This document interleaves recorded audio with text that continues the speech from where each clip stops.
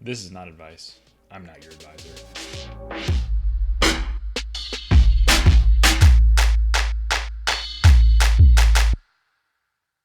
Today, we got some of the good brown stuff from Kentucky. Let's do some questions. House financing and worth it question. You need advice. You're single, 34. You make 90 or 95K. You're looking to buy a house soon. You're not 100% sure what your budget should be. You mean like the budget for the house? I heard about the no more than 2 times annual salary. I mean, I've heard that too, but that's like a pretty crazy thing. I mean, if you can do it, great. But so that leaves me with 180 to 190K. Where I'm at, that would equate to, I guess you mean per month, 1,100, 1,200 per month, which would only be about 16% of your gross income. You have 2 locations during the week where you need to commute to, 40 minutes, north and south. Lots of houses south in the above price range, which would be appealing. Same goes for north. There's a nice house up there. The middle, which would be perfect. Hardly any houses in that price range. More like 220 to 250. Finding myself looking at these houses and falling in love without really knowing if it's wise to up my budget. I'd be able to pay the 20% down for both price ranges. If you're thinking about doing 2.7 with a monthly payment of 1.5, yeah, man, that seems real reasonable to me. I don't see why you can't swing it. And make sure you know how much property taxes are going to cost. Make sure you're ready for any big renovations is the wrong word, but any upgrades that you need to do before you could have the place livable. But 270 or 250 on a 90 something K salary, as long as you don't have a bunch of other expenses, seems well within reason. What should my wife and I do with a sudden influx of money? We are mid-30s. My wife and I are in our mid-30s. We just received $1 million after tax. You haven't paid yet, so it's an estimate from your tax guy. I'm not sure what that means. The money has to last us. What does that mean? Do you guys work? We've met with a certified financial planner, but I don't think he's a fiduciary. He's working on a financial plan, but I'm concerned it's just going to be consisting of insurance products and annuities. Well, where does the guy work? You can figure it out by that. Or you can ask him. I'm also concerned the market is going to drop off like 15 to 20% in the next year. Oh man, you don't need a planner. You got your own crystal ball. And I'd be sick to my stomach if that happened. I was caught being too aggressive. Our financial planner is telling us not to pay off our house because the interest rate's only 3% and we owe 300K. I make 55K a year. My wife's not working. Yeah. So, Mr. 90K guy that wants a 250K house, pretty reasonable, or 250K mortgage. My wife is planning on working again next year and will likely make around what you make. Okay, so we'll be making like 110K.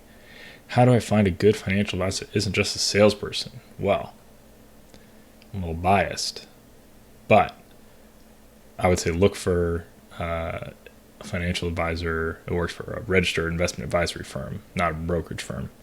Registered investment advisory firms are always fiduciaries with respect to their clients. Should we just use one of the robo-advisors?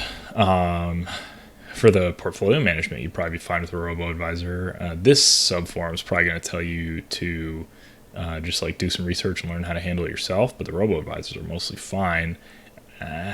Somebody that doesn't seem like they really have an understanding of what they're getting into, those could be a little slippery, but you probably end up in a fine space. Should we pay off our house? Okay, so that's actually the most interesting question you've asked. I'm going to take a quick drink. So, if you're not going to have that aggressive of a portfolio, then what you can do, and what I would do in that situation, and let's make up some numbers.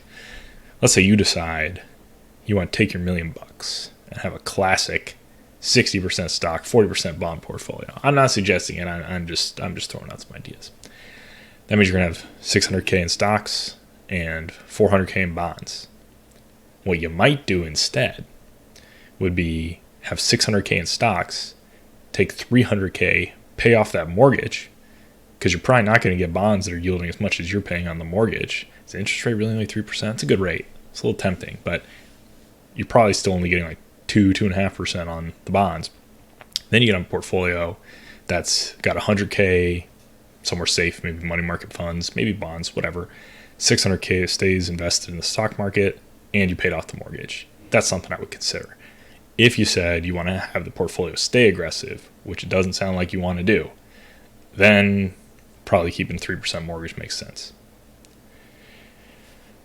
Number 4, how do I negotiate rates with an investment advisor that's fiduciary? Most fiduciary investment advisors have non-negotiable costs. Most of them have either a fixed rate that they charge, or they charge based on the assets they manage for you, or some of them are hourly. That's pretty rare, but they're probably not negotiable, whatever the rates are. That you can try. I mean, everything's negotiable, but most of them aren't going to budge.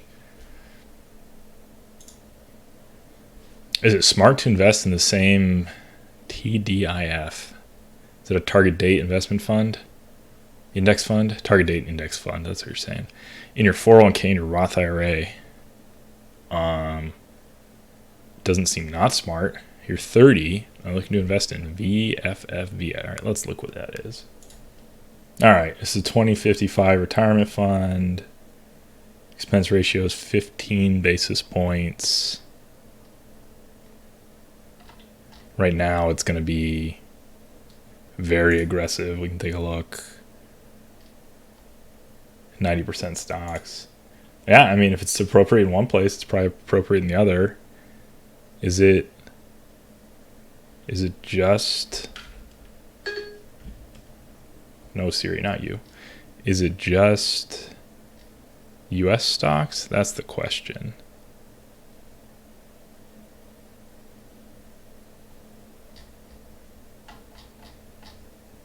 Did I miss it? Why doesn't it say right there? It should totally just say right here. Total stock market. Here we go. Found the percentages. Okay. Vanguard total stock market. International stock market. It's got exposure to everything. Seems real reasonable. I like it.